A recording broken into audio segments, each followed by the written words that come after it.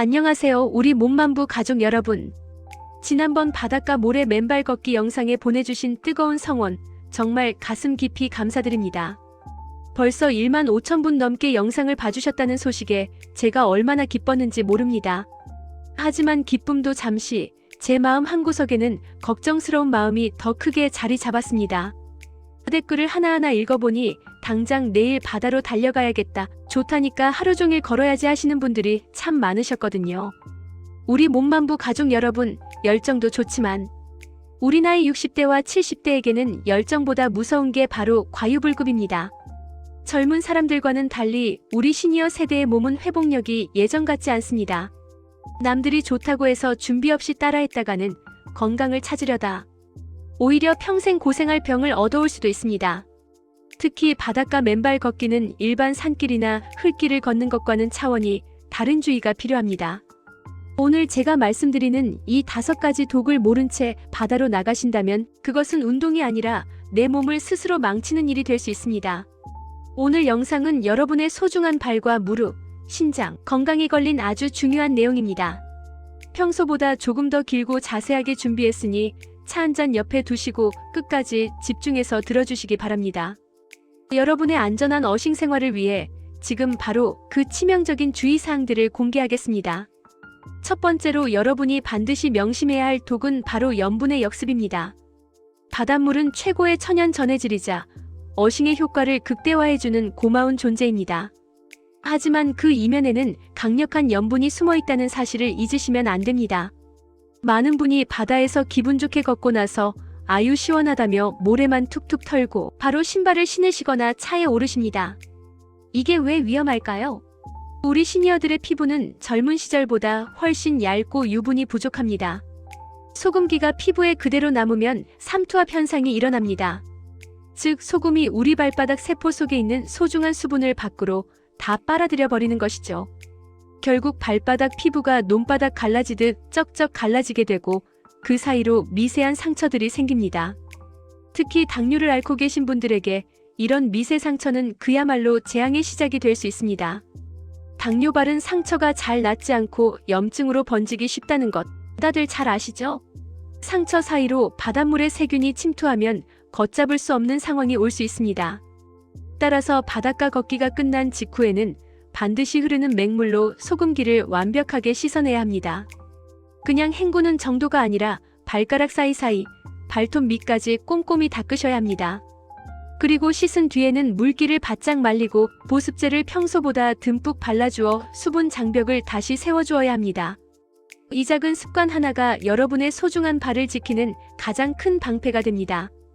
두 번째 주의사항은 급격한 온도 변화와 심혈관 건강의 관계입니다. 지금처럼 찬바람이 부는 계절이나 이른 새벽의 바닷물은 우리 생각보다 훨씬 차갑습니다. 정신이 번쩍 들고 좋네 라고 웃으시는 분들도 계시지만 우리 심장은 비명을 지르고 있을지도 모릅니다. 우리 몸은 갑자기 찬물에 닿으면 혈관이 급격하게 수축합니다. 특히 고혈압약을 드시고 계시거나 심혈관 질환이 있는 분들에게 이런 급격한 수축은 혈압을 순식간에 치솟게 만듭니다. 물속에 발을 담그는 순간 머리가 띵하거나 가슴이 답답한 느낌을 받으셨다면 그것은 몸이 보내는 긴급구조 신호입니다. 또한 차가운 물은 근육을 경직시켜 발목 부상의 위험도 높입니다. 따라서 바닷가에 도착하시면 바로 물에 들어가지 마시고 반드시 10분 이상 제자리 걷기나 스트레칭으로 몸의 온도를 높여주세요. 그리고 심장에서 가장 멀리 떨어진 발끝부터 물을 조금씩 적셔가며 온도에 적응하는 시간을 충분히 가져야 합니다. 어싱도 좋지만 가장 중요한 것은 여러분의 심장이 안전하게 뛰는 것임을 잊지 마십시오. 세 번째는 불규칙한 지면과 관절의 과부하입니다. 바닷가 모래사장은 언뜻 보기엔 평평하고 부드러워 보입니다. 하지만 파도가 드나드는 경계 지점은 항상 비스듬하게 경사가 져 있습니다. 이런 경사진 곳을 맨발로 오래 걷다 보면 우리 몸의 균형이 무너지게 됩니다. 한쪽 다리에는 과한 힘이 실리고 반대쪽 골반은 틀어지게 되는 것이죠. 6070 세대는 이미 무릎 연골이 많이 닳아있고 허리 디스크가 약해진 상태입니다.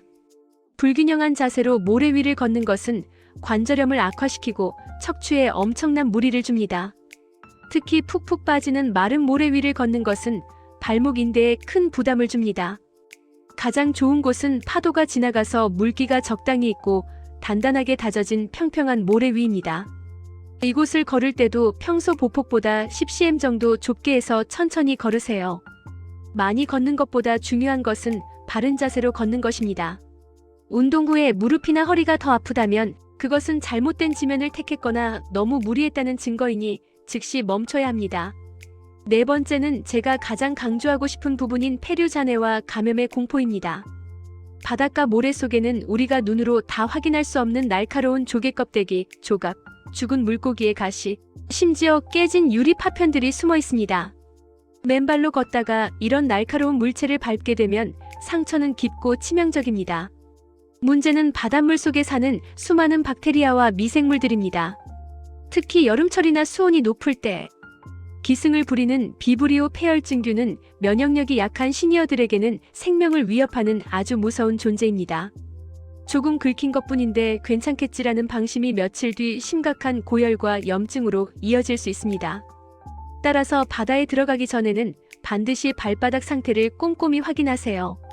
아주 작은 상처나 무좀으로 인한 갈라짐이라도 있다면 그날은 절대로 맨발로 물에 들어가시면 안 됩니다. 또한 걷는 중에도 시선을 항상 발 앞쪽 2에서 3m에 두어 날카로운 이물질이 있는지 끊임없이 확인해야 합니다. 내 몸을 지키는 것은 세심한 관찰력에서 시작된다는 것을 명심하세요. 마지막 5번째는 시간의 함정입니다. 어싱의 효과를 빨리 보고 싶은 마음에 1시간, 2시간씩 무리하게 걷는 분들이 계십니다. 하지만 우리 발바닥 근육은 평생 신발이라는 보호막 속에서 약해져 있습니다. 갑자기 맨발로 거친 모래 위를 장시간 걷게 되면 발바닥을 감싸는 막에 염증이 생기는 족저근막염이 올 수 있습니다. 어싱은 양보다 질이 중요합니다. 처음 시작하신다면 하루 15분에서 20분 정도가 딱 적당합니다. 우리 몸이 이 새로운 자극에 적응할 시간을 충분히 주어야 합니다. 일주일 정도 짧게 걸어보고 몸에 별다른 통증이 없다면 5분씩 천천히 늘려가세요. 욕심은 건강을 부르는 게 아니라 병을 부릅니다. 천천히 그리고 꾸준히 하는 것이 가장 위대한 건강 비결입니다. 여러분, 오늘 제가 드린 말씀들이 조금은 무섭게 들리셨을지도 모릅니다. 하지만 제가 이렇게 길게 설명해드린 이유는 바닷가 맨발 걷기가 가진 그 놀라운 효과를 여러분이 오래도록 안전하게 누리시길 바라기 때문입니다. 위험 요소를 미리 알고 대비하는 사람에게는 바다가 최고의 치유 공간이 되지만 모르고 덤비는 사람에게는 독이 될 수 있습니다. 오늘 배운 5가지 주의사항, 즉 염분 씻어내기, 체온 관리, 평평한 지면 선택, 상처 확인, 시간 조절을 꼭 기억해주세요. 이 원칙들만 잘 지키신다면 여러분의 맨발 걷기는 진정한 인생의 보약이 될 것입니다. 혹시 영상을 보시면서 나는 이미 발바닥이 아픈데 어떻게 하지? 라고 걱정하시는 분들 계신가요? 그런 분들을 위해 다음 영상에서는 맨발 걷기 후 발바닥 통증을 싹 잡아주는 6070 전용 조교법과 마사지를 준비했습니다. 통증을 방치하면 더 큰 병이 됩니다. 다음 영상도 놓치지 말고 꼭 시청해주세요. 오늘 영상이 여러분의 건강한 어싱 생활에 작은 보탬이 되었다면 주변의 맨발 걷기를 즐기시는 친구분들께도 이 영상을 꼭 공유해 주시기 바랍니다. 여러분의 정성 어린 공유 하나가 누군가에게는 병원비를 아껴주는 아주 큰 선물이 될 수 있습니다. 우리 몸만부 채널이 더 좋은 정보를 전해드릴 수 있도록 끝까지 함께 해주신 여러분 진심으로 감사합니다. 여러분의 몸과 마음이 모두 부자가 되는 그날까지 저도 멈추지 않고 공부하고 나누겠습니다. 오늘 하루도 가장 소중한 여러분 자신을 따뜻하게 안아주는 평온한 시간 보내시길 바랍니다. 감사합니다. 사랑합니다.